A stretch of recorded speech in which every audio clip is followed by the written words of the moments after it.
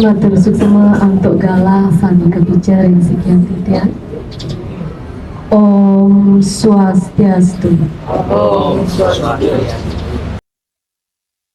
Ring galah sami becek niki lugrayan titiang jadi ngaturang dan mewacana ngenenen indik tubuh dan catur perusak. Ide dan saran sami Bapak Ibu yang terhormat, apa yang menyebabkan saya tertarik untuk membahas tubuh pada pagi hari? Mari kita renungkan bersama. Selama ini sering sekali kita berbicara tentang konsep-konsep spiritual yang amat luhur, yang harus kita capai. Juga ada tujuan-tujuan hidup yang mesti kita capai dalam banyak sekali konsep-konsep Hindu yang mesti kita jalankan dalam hidup. Tapi ternyata kita kerap kali melupakan keberadaan suatu hal yang paling penting untuk menyangga itu. Apa itu? Apa itu? Tidak ada lain adalah tubuh kita ini. Badan kita ini. Tubuh yang dikatakan sebagai stananya sang Atma. Anggesannya pinata stana ide betara tapi stana jiwatma. Yang dimana Atma ini yang merupakan percikan kecil dari ide sang yang widi. Jadi setelah kita renung, ternyata Tuhan yang Maha Kuasa, Tuhan yang Maha Esa, yang sering kita puja, yang kita anggap selalu berada di luar diri kita, ternyata percikan kecilnya sebenarnya ada di dalamnya. Maka dari itu, Bapak Ibu umat sedharma yang berbahagia, sebenarnya tubuh ini merupakan sesuatu yang amat sangat berharga dalam hidup. Tubuh ini merupakan sesuatu yang mulia. Nah, dengan kemuliaan keberadaan tubuh kita ini, tentu tubuh ini diciptakan dengan tujuan yang luhur pula. Apa itu? Bahwa tujuan utama hidup sebagai manusia menurut ajaran Hindu adalah catur purusha. Ialah 4 tujuan utama itu sendiri. Dharma, Artha, Kama, dan pertama adalah Dharma. Dharma ini berisi nilai-nilai kebenaran, nilai-nilai kebajikan, serta kewajiban-kewajiban yang mesti kita jalankan. Dharma ini menjadi landasan pokok kita dalam menjalani kehidupan. Jadi kita dalam menjalani kehidupan sehari-hari harus selalu berpegang pada ajaran Dharma ini. Kemudian arti Dharma sebagai kewajiban ini memiliki frekuensi perspektif yang berbeda-beda. Tergantung dari tahapan kehidupan mana kita sudah. Misalnya adik-adik PKL sekarang berada pada tahapan Brahmacharya. Apa kewajiban-kewajiban yang harusnya? Itu mesti sadar. Kemudian Dharma ini juga sesuai dengan siapa kita dan apa profesi. Seperti misalnya saya dan teman-teman penyuluh sekalian memiliki dharmanya masing-masing. Dan kita memang harus berpegang teguh. Kemudian Pak Sugeng Teguh dengan dharmanya, bagaimana beliau mengatur Kementerian Agama Kabupaten Buleleng ini agar menjadi baik, selalu berinovasi untuk menjadi lebih baik. Begitu pula Bapak Kepala Kantor yang menjadi puncak pimpinan pada kantor Kementerian Agama Kabupaten Buleleng. Semua orang memiliki dharmanya masing-masing.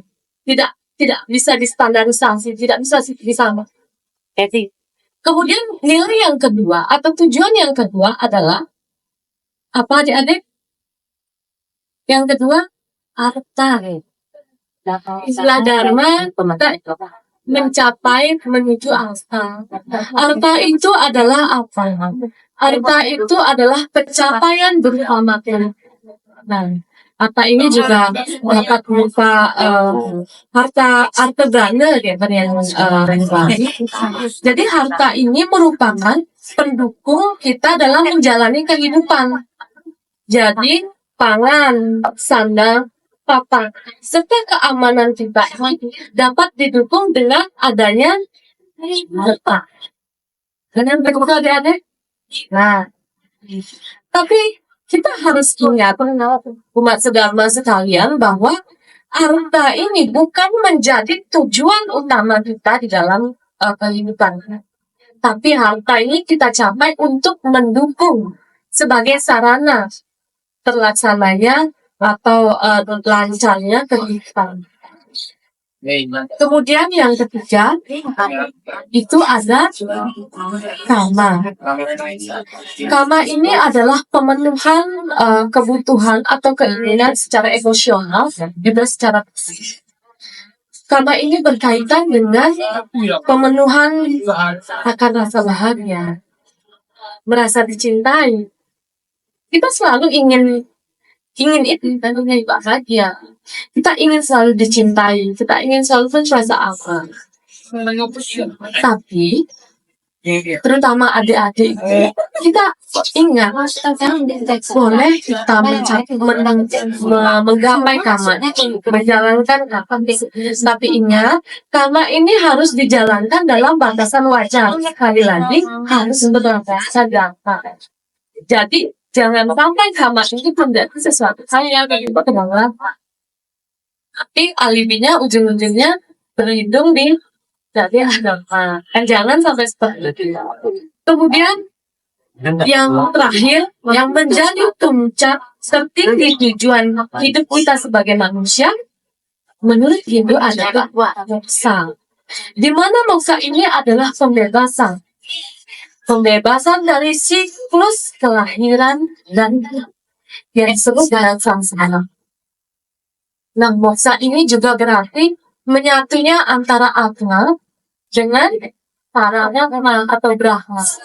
Menyatunya percikan kecil yang ada dalam tubuh kita dengan sumber yang besar, yang maha. Kemudian moksa ini juga merupakan keadaan kedamaian abadi yang dirasakan oleh sang jiwa. Jadi keabadian. Jadi ketika kita merenungkan kembali umat sedharma bahwa 4 tujuan hidup ini, jika kita bisa mencapai langkah demi langkah, kita bisa mencapai salah satu yang lainnya, itu akan hidup kita akan menjadi lebih bahagia, lebih bijak dalam menghadapi hidup. Tapi ketika ada tujuan yang maha luhur, tentu harus ada sarana atau alat yang digunakan untuk mencapainya. Alat itu, nanti mungkin adik-adik PKL bisa, nanti alat yang bisa kita gunakan untuk mencapai keempat tujuan itu apa? Tubuh. Ya. Kita dapat mendapatkan jawabannya di dalam kitab Brahma Purana, Adhyaya 228, Sloka 45. Disebutkan bahwa Dharmanta kama moksanam sariram sadana. Yang artinya ketahuilah, wahai umat manusia, bahwa badan ini, tubuh kita ini merupakan sarana untuk mencapai kebenaran atau dharma, kemudian mendapatkan harta berupa mungkin kekayaan, materi dan lain sebagainya, pemenuhan akan kama, keinginan, serta mencapai kebebasan.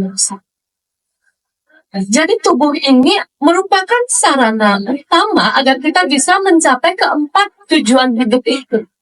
Maka dari itu hari menjaga bertobat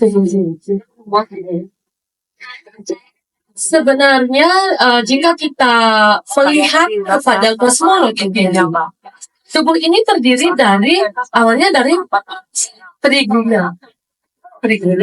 Satuan Raja Tamas yang kemudian berkembang menjadi Panca Mahabhuta. Dan Panca Mahabhuta inilah yang menjadi elemen utama pembentukan alam. Baik alam semesta yang besar ini, buana itu, juga alam kecil tubuh kita. Kita disebut lalu dengan pentingnya tubuh kita ini, maka di dalam kitab Maitreya Upanishad dinyatakan bahwa tubuh ini merupakan tanah para dewa. Dewa Laya di situ disebutkan. Kemudian di dalam kata Upanishad Adhyaya 3 sloka 3 juga disebutkan bahwa Atma adalah penguasa kereta dan tubuh ini adalah kereta itu sendiri. Artinya apa? Tubuh ini adalah sarana, adalah kendaraan daripada Atma itu untuk menjalankan segala karma di hidup ini. Jadi selain itu tubuh ini juga merupakan yoni di mana Atma ini merupakan lingganya, sehingga disebut bahwa tubuh ini sebagai lingga sarira. Jadi betapa pentingnya keberadaan tubuh ini untuk mendukung kita, untuk sebagai sarana kita untuk mencapai catur kisah.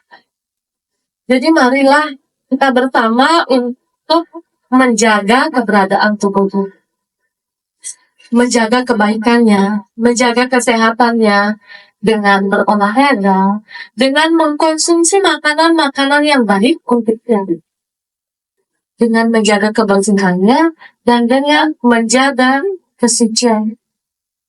Agar tubuh ini tetap kuat untuk terus berproses menjalani karma, menapaki jalan-jalan karma, hingga akhirnya akhir kapan? Hingga akhirnya Tuhan menyatakan berhenti. Tugas tubuh itu selesai. Dan saatnya sang jiwa atau sang Atma ini pun. Jadi sebenarnya tubuh ini adalah tanggung jawab kita sendiri. Tanggung jawab mutlak kita atas tubuh kita. Kita flashback sedikit. Ketika masa remaja, mungkin ada cinta monyet, adik-adik PKL di sini, bahwa kita sering sekali menunggu chat dari pacar kita untuk ngingetin makan. Jadi kalau tidak diingetin makan, rasanya makanan yang di depan kita hambar, tidak ada selera makan. Apakah itu salah? Tidak. Itu bukan salah, itu salah satu bentuk dari love language, perhatian. Tapi sekarang banyak remaja kita menggantungkan kebaikan tubuhnya ke orang lain. Jadi ketika orang itu mengecewakan diri kita, yang kita lakukan apa? Menyakiti diri kita. Banyak kasus-kasus terjadi belakangan ini bahwa ketika putus cinta, malah menyakiti tubuhnya. Padahal orang lain tidak berhak sama sekali atas tubuhnya. Benar begitu adik-adik? Betul. Ya, betul. Jadi Bapak Ibu sekalian, umat sedharma, di sini dapat kita ambil kesimpulan bersama bahwa sebenarnya tubuh ini merupakan sarana yang amat penting dalam kehidupan untuk mencapai tujuan hidup. Tubuh ini adalah kendaraan yang sang Atma. Ada di dalam tubuh orang. Jadi mana saja tubuh bukan tubuh ini. Sesederhana pagi atau malam hari sebelum tidur kita usap tubuh kita.